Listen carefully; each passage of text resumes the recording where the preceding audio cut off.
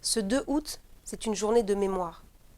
C'est une journée où tout le monde doit sortir à Kinshasa, à Goma, à Bukavu, à Kikwit, à Beni, à Butembo, dans toutes les villes où cette commémoration est organisée par la société civile et par CAIP. Il faut sortir parce que c'est nous qui allons changer notre destin, c'est nous qui allons changer notre pays, c'est nous qui allons commémorer ces morts et leur permettre de peut-être transiter en paix. C'est nous qui devons les commémorer pour se souvenir de ce que nous sommes. Parce que quand on ne connaît pas son histoire, quand on ne connaît pas sa mémoire, quand on ne célèbre pas, quand on ne commémore pas les personnes qui sont disparues, qui se sont battues pour la nation, qui ont résisté justement contre tout ce qui nous agresse, quand on ne les commémore pas, on ne peut pas envisager de construire une société meilleure demain. C'est pour ça que la société civile pousse depuis tellement d'années les mouvements citoyens, la plateforme CAIP qui a initié ce concept du Génocoste, de la commémoration du génocide des Congolais. C'est pour ça que toute cette société civile se bat pour la reconnaissance de ce génocide des Congolais. De se dire que oui, il y a un génocide qui se passe actuellement dans notre pays et que ça fait 30 ans que ça dure. Pourquoi est-ce que ce 2 août, il faut que vous sortiez tous? Vous devez sortir tous par dignité pour vous-même. Vous devez prendre vos enfants, vous devez prendre vos tantes, vous devez prendre vos parents, vous devez prendre vos cousins, vous devez prendre vos amis. Parce que c'est notre devoir à tous de rendre hommage à ces personnes-là.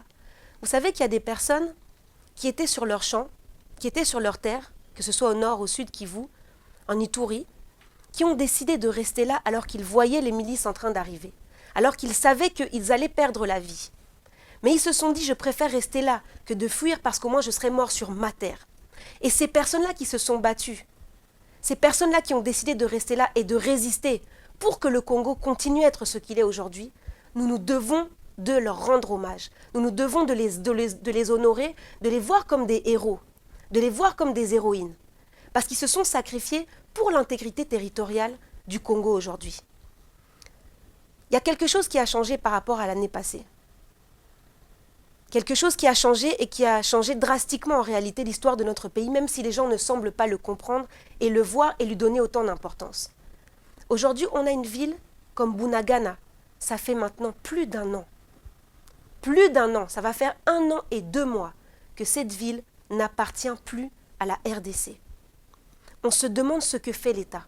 Aujourd'hui, Bunagana est prise par le M23 et par ces forces armées étrangères que Félix Tshisekedi a permis de laisser entrer sur notre territoire. Aujourd'hui, on a des localités entières qui n'appartiennent plus au Congo. On était fiers de parler du nombre de centimètres carrés, du nombre de kilomètres carrés qui appartenaient à la République démocratique du Congo. Sachez aujourd'hui que ça a changé. C'est différent. Nous avons perdu une partie de notre territoire. Et on l'a perdu pourquoi? À cause aussi de notre passivité. Je n'ai pas envie de pointer du doigt les autres. Je voudrais que chaque citoyen qui regarde ça, peu importe sa fonction, on n'a pas besoin d'être homme politique, on n'a pas besoin d'occuper des hautes fonctions étatiques pour prendre une décision pour nous-mêmes, pour le peuple. Parce qu'en réalité, on se rend compte que c'est la société civile qui, depuis toutes ces années, avec son plaidoyer, a permis à ce qu'il y ait des lois pour les réparations, a permis à ce qu'aujourd'hui, nous puissions commémorer le Génocoste et que ce soit reconnu dans une loi, a permis que nous puissions nous soulever quand on arrive à des limites.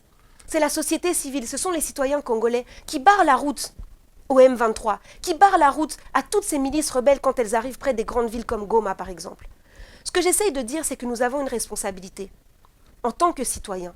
Nous ne pouvons pas attendre des choses de l'État, nous le voyons. Au contraire, l'État a une politique sécuritaire absolument catastrophique. Quand vous nommez à des hautes fonctions étatiques, quand vous laissez des bourreaux qui sont des criminels de guerre dans toutes les strates de l'État, à toutes les institutions, on ne peut pas s'en sortir. Et c'est pour vous dire que ce 2 août, c'est un matanga national.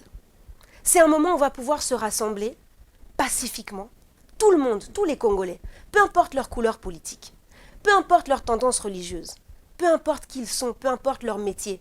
Nous devons tous être là pour dire que nous savons que ces morts ont existé. Nous savons que ça fait partie de notre histoire. Nous reconnaissons qu'il y a eu le massacre de Kasika. Nous reconnaissons qu'il y a eu le massacre de Makobola. Nous reconnaissons également qu'il y a eu Katogota, Lemera. Mais nous reconnaissons également, depuis 1 an, qu'il y a eu le massacre de Kishiché. 170 personnes qui ont été tuées en une seule fois.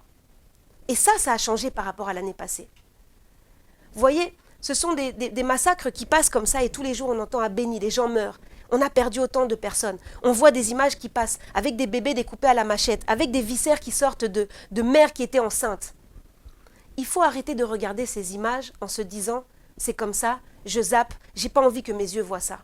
Il faut le regarder et prendre conscience que ce sont nos frères, nos sœurs, nos enfants, nos parents qui sont en train de vivre ça tous les jours sur ce pays qu'on chérit tant.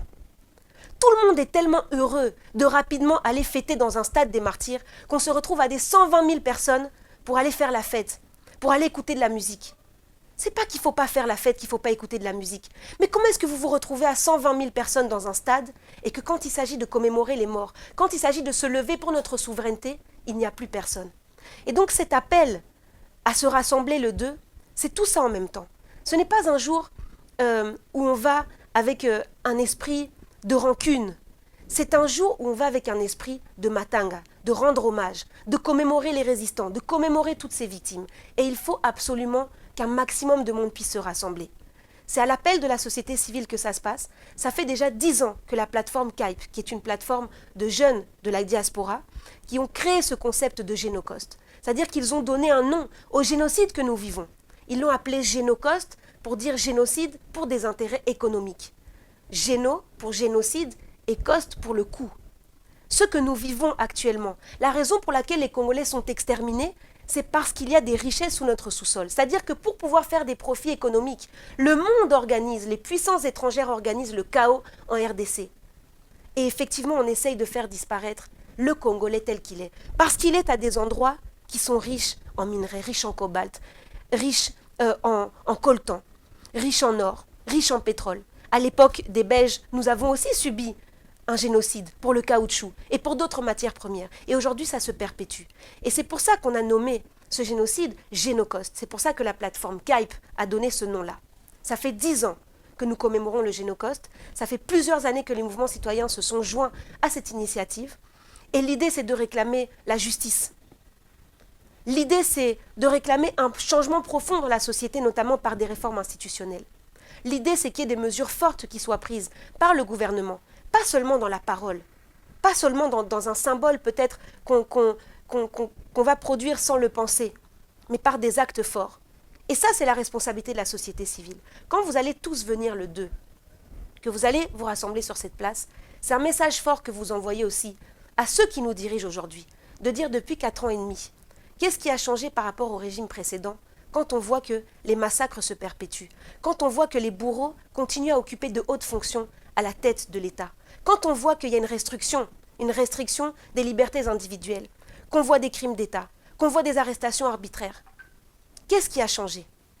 Et ça, c'est la responsabilité de tous, de pouvoir lever sa voix pour dire maintenant, on ne va plus laisser ça faire.